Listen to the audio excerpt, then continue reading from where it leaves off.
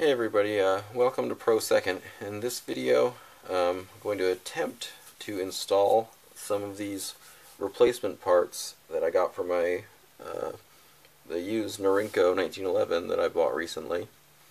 So we'll dig right into the package that I got from Midway. See what we got in here.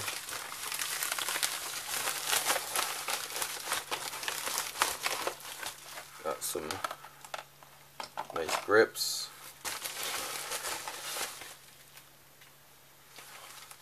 New recoil spring and firing pin spring.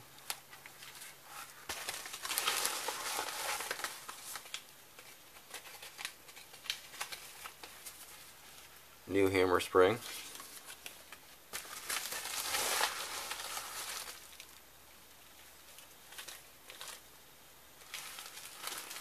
Here's a Springfield Armory GI type slide stop.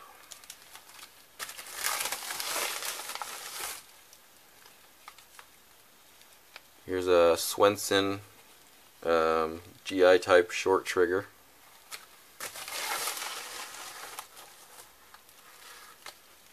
Some new grip screws, just regular old flathead like they used to have. I thought this would look a little bit better on the gun than the hex head screws on the grips.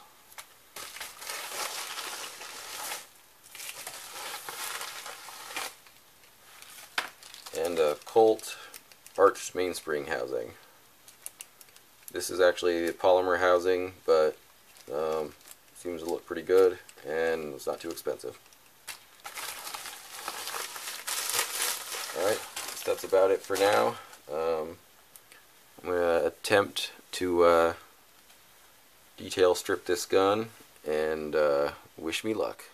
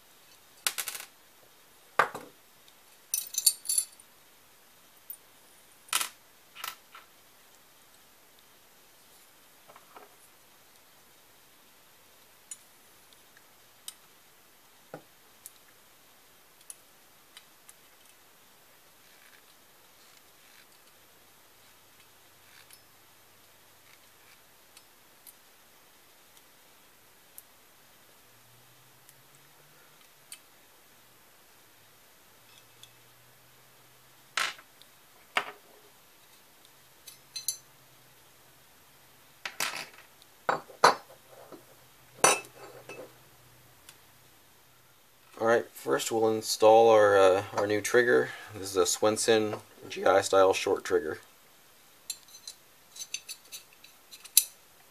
just like that.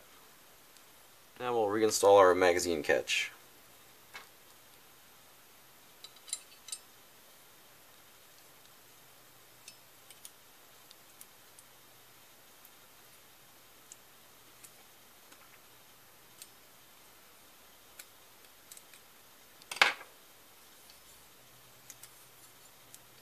Alright, now we will attempt to reinstall our sear and disconnector, and I'm not guaranteeing that this will go very well. So they sit on each other like this. This part faces toward the rear.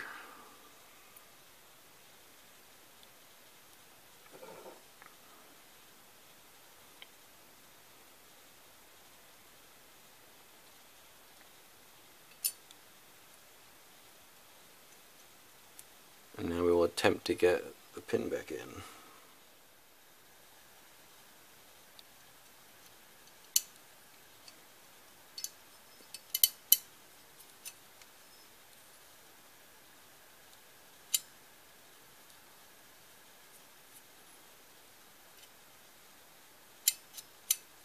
Now we'll reinstall our sear spring.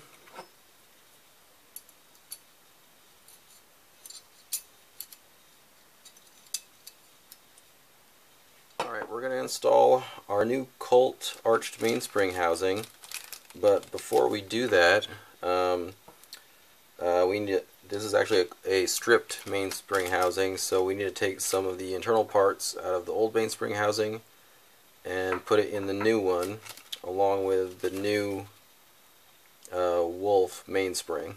Okay, to take apart the mainspring housing, you basically need 3 hands, but after thinking about it for a little while, what I'm going to do is I'm going to take this round file here, put it against a corner of my loader, and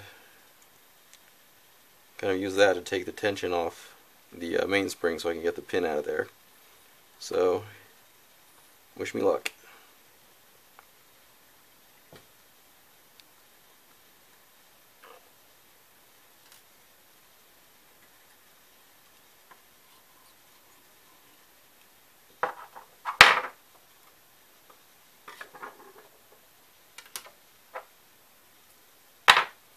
Alright, it worked. Alright, so here's our new arched mainspring housing.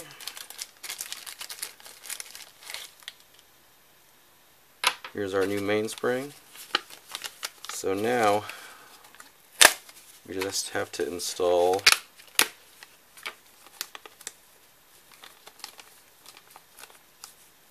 these old pins and the new mainspring housing, and the new mainspring into our new mainspring housing. Let's see if we can do it.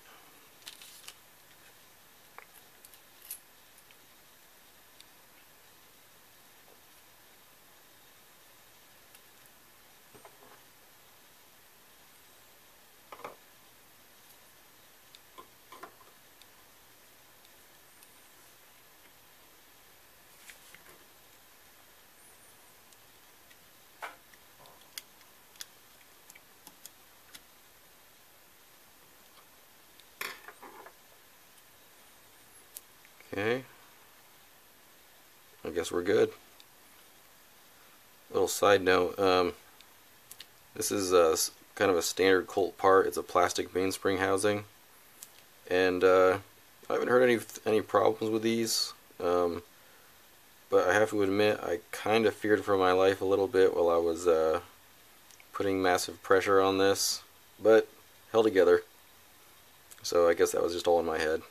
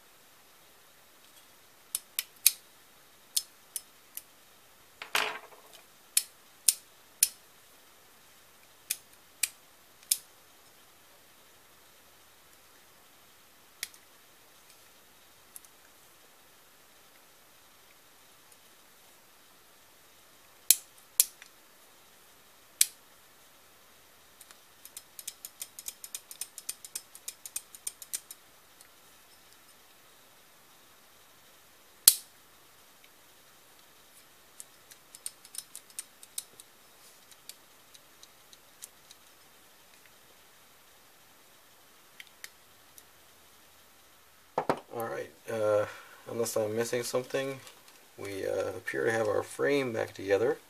So, might as well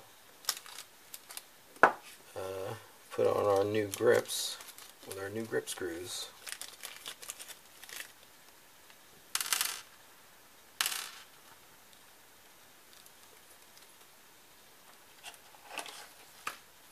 These are Hogue grips in Goncalo Alves wood. Very nice looking.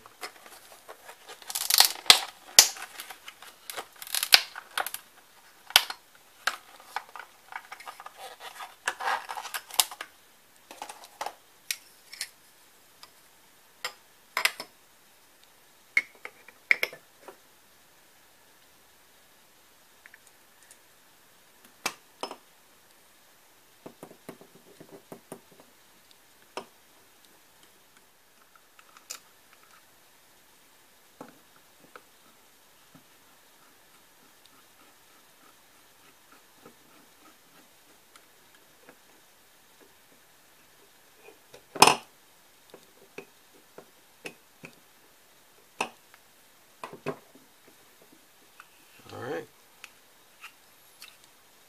Very nice. I like that a lot. Alright, now we're going to install our new firing pin spring from Wolf.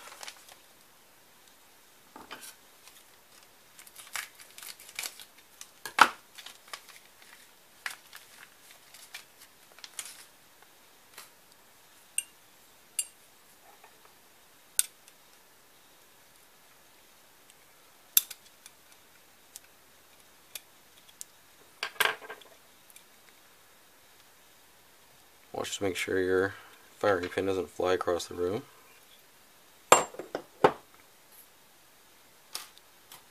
New firing pin, spring. Push that down in there. Slide that piece back into place.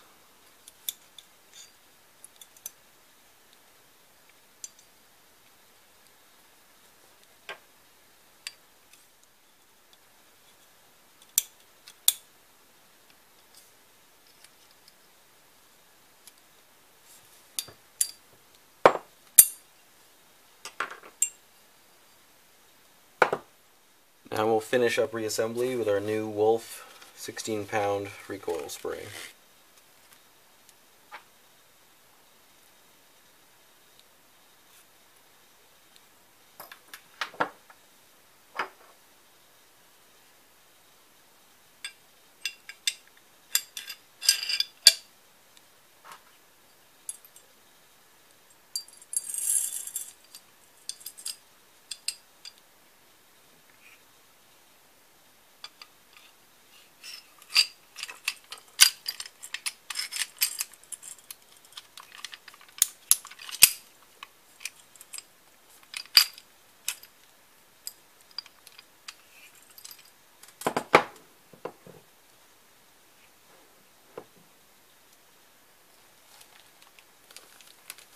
We also have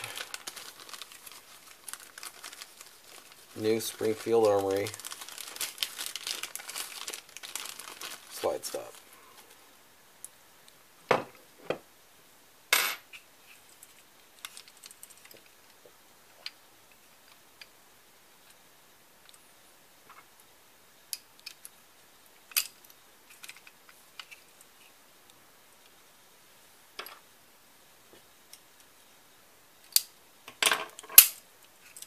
Very nice.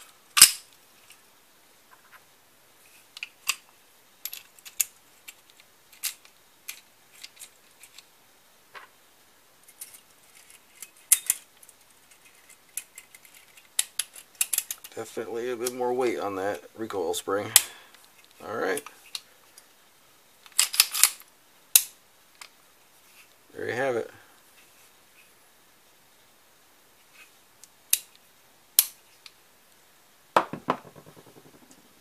So there's the finished product by the light of day, and probably not completely finished with this gun. Probably going to end up changing out the the thumb safety and the grip safety to something a little bit more basic GI style, but for now I think it looks a lot better, a lot closer to my own preferences. You know, it's got, you know, more of the old, you know, the old school Army look to it, which I like. There are a couple things that if I'd been thinking ahead, I would have included in the rebuild. I did change the recoil spring and the hammer spring, but the sear spring and the plunger spring right here are also kind of old and worn, and I'm going to end up probably changing those out too.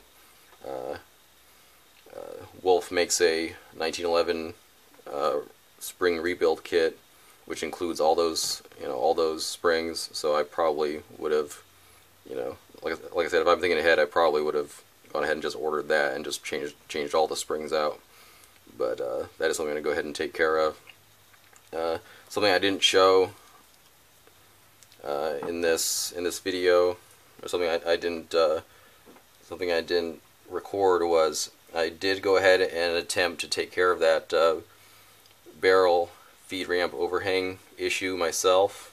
What I did was I went ahead and used a grinding stone to face back the overhanging portion of the barrel feed ramp, so you know it's not overhanging anymore. And then I took a Dremel and I kind of reshaped that barrel feed ramp so it's got a nice smooth slope to it. And don't attempt to do anything that I do, because I'm not a gunsmith. I'm more like an idiot with a Dremel. So, but I do, you know, I do, you know, like to at least try to take care of stuff myself. So hopefully that solves the issue. And in the coming week or so, I'm going to bring this gun out to the range and see how it's performing with all the modified parts in it. So that's it for now. Thank you for watching, and this is Pro Second Firearms Channel signing off.